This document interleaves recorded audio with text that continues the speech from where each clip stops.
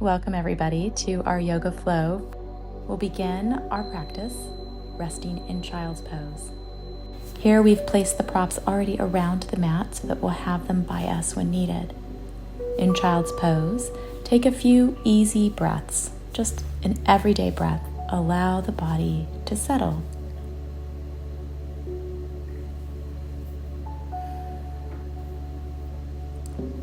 The forearms can rest on the mat, or if you like to have the arms alongside the body, the fingertips pointing back, that is also an option. If you find that the breath can't quite get into the body, another option I like is to outstretch the arms, cup the hands, and place the fingertips onto the mat, kind of like a suction cup or tree frog hand. This fixes the scapula, the shoulder blade, against the rib cage and allows the breath to come in a little more easily.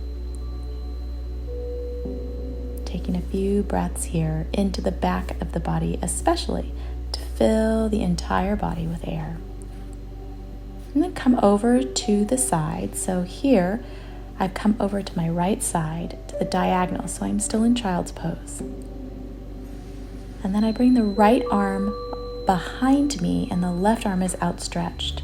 The right arm supports the movement for a moment as we exhale, and then we switch. So now the left hand is the anchor spot and the right reaches up, over, and diagonal. So we're moving between child's pose and a version of hero's pose, so kind of a lifted diagonal version of hero's pose. Choose options that work best for your body here. So coming up onto the knees is an option. You can sit onto the heels rather than come all the way off the heels into kind of that hip extension move. You can also opt just to move through the diagonal side to side child's pose with the arms reaching from diagonal side and then kind of outstretching behind the body and then switching sides. So you can completely eliminate the hero's pose from here if that is not comfortable on the knees. If you are doing the hero's pose flow with child's pose, do about 3 reps on each side. Again, now that we've transitioned over so that I'm in child's pose reaching towards the left diagonal side, the left arm reaches behind me while the right arm reaches forward diagonal. The left arm momentarily supports on an exhale as I come up to a kneeling seated position, and then reach the right arm behind me on my right side, anchoring the hand and reaching up and overhead. Through this flow, the intention is to create space along the sides of the body, release heat in the body, and allow the air to move through the body freely.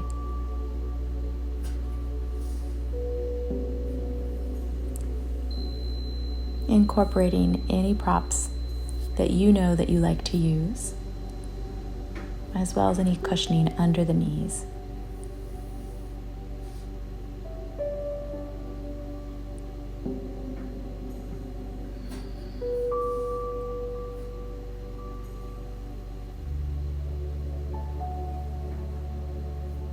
We'll return to child's pose and then come up to all fours. And in all fours, with the breath, move through a couple of iterations of cat, rounding the spine, and cow pose, back bending, Chakravakasana. Tucking the toes or untucking the toes is optional, but most important is that the wrists, the hands, stack below the shoulders and the knees stack below the hips. So we're in a fairly neutral stance when we come to that neutral spine. And then as we move through the spine into flexion and extension, our joints are supported, that the joints that are fixed onto the ground, right? Our hands and our knees, wrists and knees. You can add in a side bend, looking from side to side. Again, opening the side body space releases heat, and it allows the air, the oxygen, to come into our body with our breath.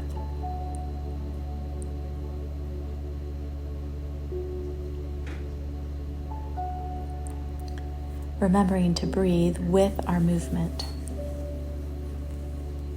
We're going to go ahead and transition over into a kneeling lunge. And so gathering the blocks close by, you can choose to use the blocks or not. And the blocks, of course, can help at different heights. So you have the tall set, kind of that halfway point set, or a low setting on the blocks.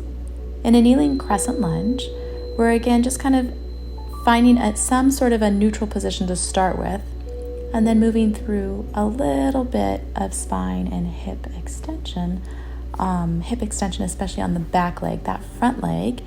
What we like to see is that the heel, the ankle, stack somewhat below the knee so that the knee isn't going too far forward over the toes. As we sit back into what is a half split, again, support the body with the arms. It's a flow, so we're not holding too long in an intense hamstring stretch or an intense hip opening. We want the breath to guide the movement, so an inhale as we reach overhead, and an exhale as we forward fold over that front leg into half split.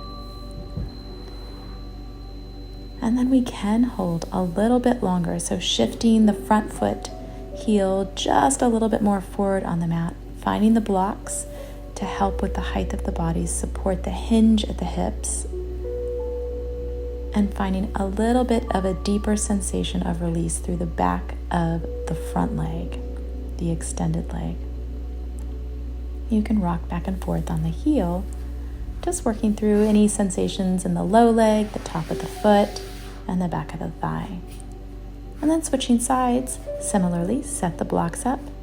Find the position where the front foot stacks somewhere below the knee so that the knee isn't way forward over the toes. And begin to lunge and hinge back from crescent lunge to half splits. Using the breath on our exhale to forward fold, and then on the inhale to reach overhead. A couple of other tips and pointers is, as we do move, know that this is a flow, so it doesn't have to be the best of the poses that you do. You want to find space, you want to find movement, and connect that movement to your breath. Notice though, if you are doing a move where like you're really flaring out of the ribs or you're really pushing super hard, this particular practice is a gentle one. So while these are big movements, we want the body to feel comfortable in those movements, but we also want the body to feel connected. And sometimes when we go to the really furthest depths of the pose, we disconnect through the body to reach that extent and we lose connection with the breath. So staying present and staying mindful of our movement and our breath. Again, we can hold that hamstring stretch, the back of the leg, back of the low leg, back of the thigh stretch. Rock back on the heel, front and back. And then replace the block somewhere to the side of the mat. And find a neutral stance, all fours, and tuck the toes. We'll come up here into our downward facing dog as we lift the knees off the mat and send the hips up and back. Adjust your stance as needed so that you do feel like you can have a really long upper body. The hands are placed at least shoulder width apart, if not just a little bit further apart than that. We're reaching up and through the tailbone, pressing through all of the fingers, and allowing just some grace for our legs, the back of the legs, back of the thighs, low legs, pedaling through the feet to bend the knees, and just giving ourselves any space that we need. Another thing I really like to do in downward facing dog is just turn the head side to side. Approximately, the ears should be placed between the upper arms for good alignment. Taking a few last final breaths, letting the exhale be as long as it can be for any release. And then walking the feet and the hands towards each other, sitting through the hips to easily come up with an inhale to a mountain or standing position. Setting the body, stacking the hips over the knees, over the feet, shoulders rolling back and down, but not behind. So we're not trying to press forward through our chest. We're simply trying to open up through the front body. And then from here, we'll step back and a flow into a short stance warrior one. We can lift the arms overhead, the palms facing forward. As we inhale and step back, exhale, returning to standing center. This is a little bit more quick of a move, just to build some energy in the body. You can add in a little bit of spinal extension again here. It is a flow, so just find some gentle movement within the pose.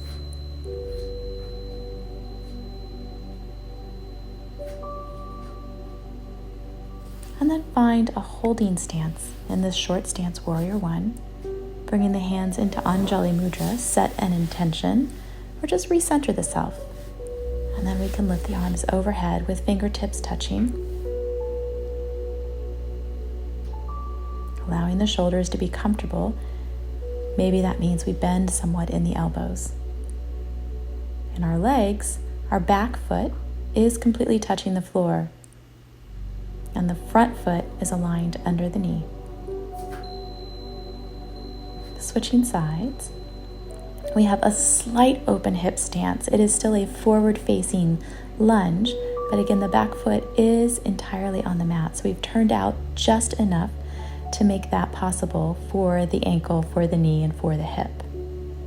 Reaching overhead again, or choosing the Anjali Mudra, hands at heart center position.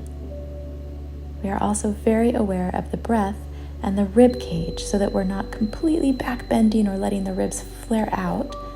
We have a lovely neutral stance from top of the head all the way down to the feet. Standing so that the body faces wide on the mat. Open out into a wide standing straddle, and then bend the knees. So we're coming into a wide squat. Knees again are stacking approximately over the feet, over the heels, so that the knees don't go really too far past the toes. We can hold here for a wide squat as we inhale and exhale, or we can add some movement to it. As we inhale, we can come along and reach kind of across inside the body, lengthening through one leg while keeping the other bent. We can circle the arms for some shoulder opening, chest opening. Really making this movement something that feels good for your body. So it starts from this wide squat and kind of moves side to side. A lot of what we're doing in this practice, notice, is opening through the side body. This is where a lot of what is pitta, or fire or heat energy, builds up. So as we can release that heat, we can help balance the body. Stepping again into just a neutral standing mountain pose. Reset the body. And then we'll come into a tree balance. In this pose particular, I have shown it with my foot placed in the center of the low leg. There is, of course, always the option to bring the foot a little bit higher up to the thigh. However, we want to avoid placing the foot right at that side knee so that there's no pressure on the knee. We can also opt for placing the foot on the ground with the toes touching the ground and the heel of the foot just kind of cupping over the top of the ankle on the other leg. Our hands can come to heart center. They can reach out alongside and down the body or out and overhead. We'll hold for a few breaths, like 3 to 5 breaths per side in practicing tree. What we also want to be conscious of is that we haven't kind of hip hiked or even dumped into one hip or the other. Being aware that the body is pretty neutral and level at the hips especially. And that we are still breathing even as we are balancing. Noticing if there's any gripping in the feet, clenching in the jaw, and seeing if on the exhale we can release any hold that we have to let the body flow freely with its breath and with its balance.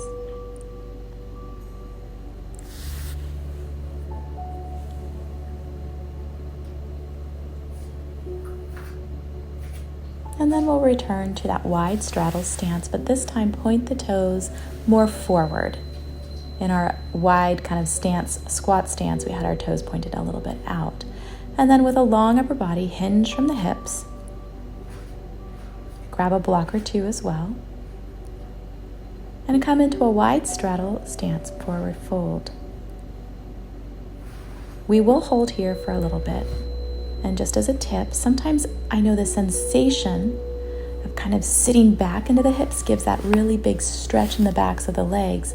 However, the position we're really going for here is one where the hips and the knees and the ankles are in a really kind of straight or level line so that the tailbone isn't really far back. In this case, if my tailbone was really far back, the underside of my hips would be like trying to touch the windows. So we really want to be in that neutral stance, hips, knees, and feet.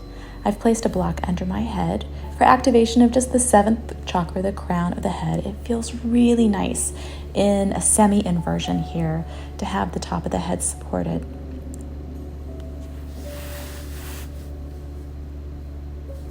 Taking your breaths in and out, reconnect if we've somehow lost connection with our breath, and allowing the exhale to help with the release. And then from here, we'll remove the block if we've used the block and come down onto the mat. We're going to practice Nadi Shodhana, our alternate nostril breathing, sitting in a comfortable stance. So you can sit on top of a block, on top of a rolled up blanket. You can sit in easy seated pose. You can sit in thunderbolt pose where you sit kind of on the heels. And before we practice, we'll just take a few breaths in and out. Reconnect.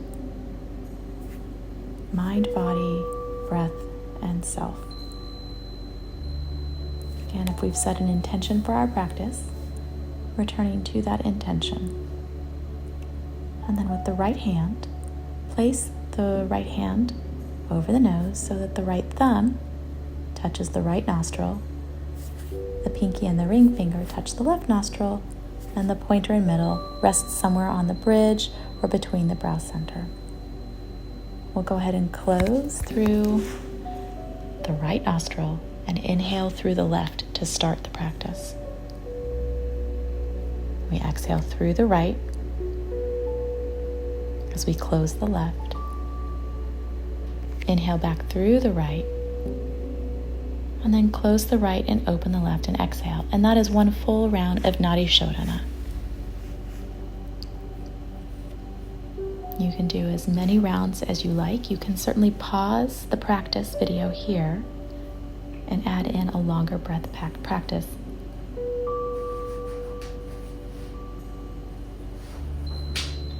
I recommend at least 3 rounds of Nadi Shodhana.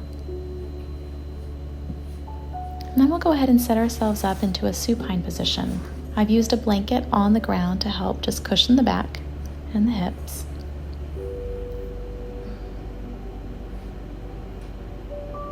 We'll let the arms come down alongside the body. And the feet stack again below the knees. We're not pulling the heels super close to the buttocks, but just enough so that when we do, on our next exhale, press up into a bridge pose, and then inhale and come on down, have a fairly stacked knee over ankle position. I've chosen here to flow with the arms so that on the exhale I lift up and the arms are down towards the feet, or the hands are towards the feet, and then as I lower, I inhale and bring the arms overhead. You can also opt to hold in bridge, and you can also take out the arm movements and keep the arms alongside the body with the fingertips pointing towards the heels as you lift and lower the hips from the floor.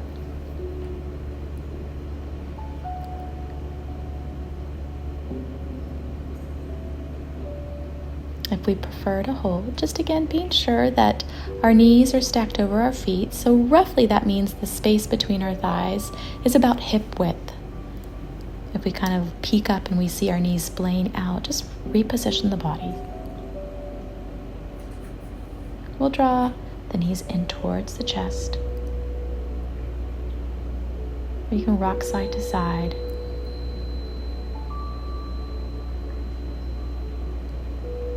We can stay still and knees towards the chest.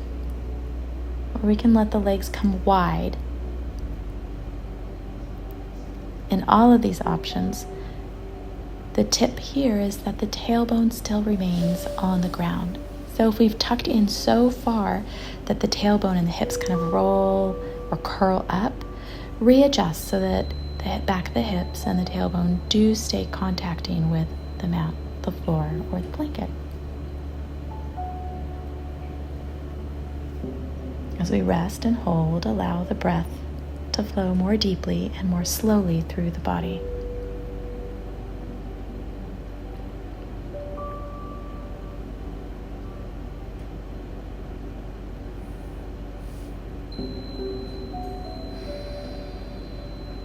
We're going to add in a belly lock, and we'll practice it 3 times in a row. A belly lock, or Uddiyana Bandha, is the practice where we use actually a couple of different locks in the body. So we actually need to practice the throat lock, so we just gently close off the glottis. And as we exhale all of the air out of our body, and you'll feel a tightening of the abs at that point as all the air gets out.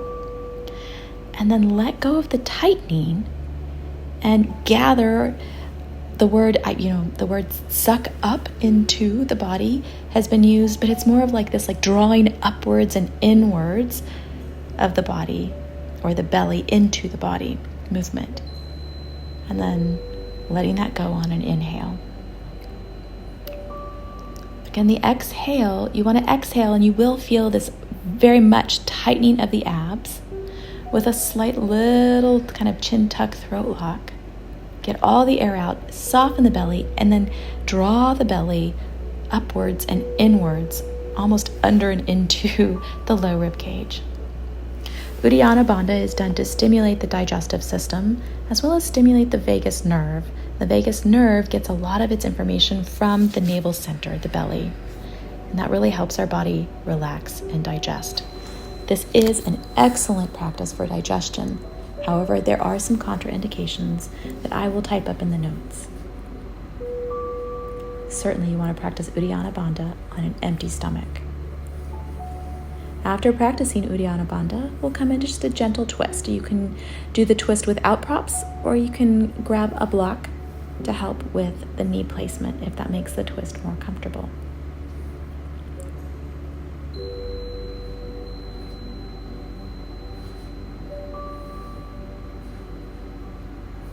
We'll twist with the legs going to the left first, and then the torso, neck and shoulders, head looking over to the right. Most important in a twist is that the shoulders stay placed onto the ground, and so prop up the knees as needed so that the upper body can rest comfortably on the ground.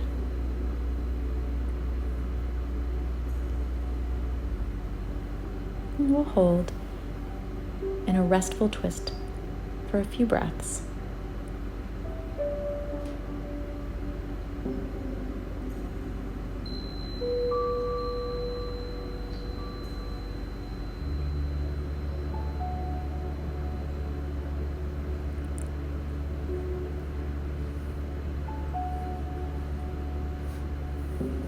And then it'll be time after the twist to come into your choice pose for final relaxation. I'll show a couple of here. You can come into a Baddha Konasana, or a bound angle butterfly, laying down with blocks supporting the outer thighs. Pick the height of the block that most helps the legs relax. There shouldn't be any tugging.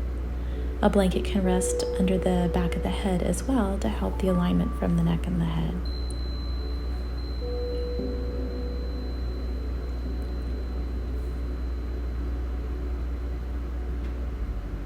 Another option is to take the blocks and place them so that one block is a little bit higher than the other block, as shown in the video. You can also use the 3/4 block if you have one. You'll place those on the mat so that the higher block is for the head and the lower block is for the thoracic, the upper back body. Place the blanket just for some cushion, as well as any extra raise of the head just to keep the head, neck, chin alignment neutral. when I lay over the block, I make sure that the edge of the upper back block rests just along like that low line of the shoulder blades. Here I have the knees knocked in towards each other and the feet spread outwards towards the outer edges of the mat. You can also let the legs rest long on the mat. In this position, we're letting the upper portion of the iliopsoas kind of just come offline. That's part of our muscle group that helps flex the spine, helps support and stabilize the spine. It does a lot of work, but often it gets really, really tight and gripped because we spend a lot of our time seated. So also an excellent option for a rest and digest pose. The final option that I've offered here today is lying down in corpse pose with a blanket placed over the belly. This way, the weight and support of the belly, or the weight and support of the blanket, tells the belly just kind of that reaffirming safe space, it's okay. It gently activates the vagus nerve information going from the belly to the brain, and it keeps the belly warm.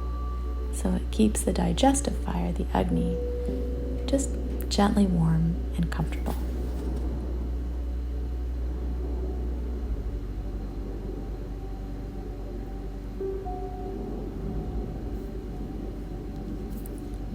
As you lay here, allow the body and the mind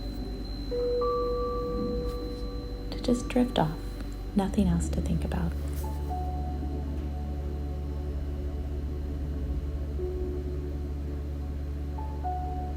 In whichever pose you have chosen for final relaxation, let the control go.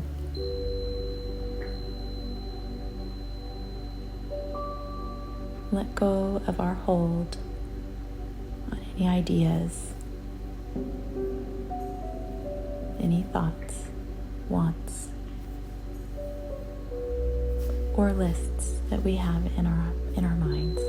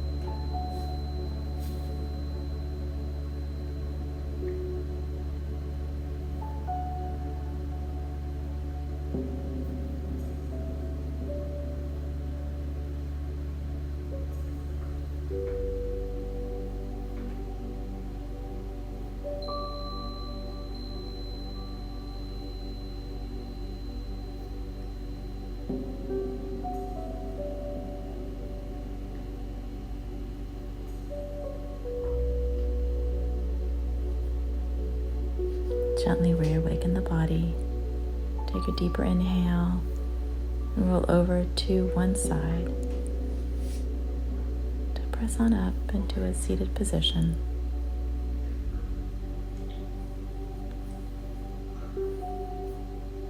Place the hands at heart center.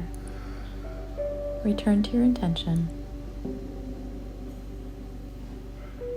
and finish with Namaste.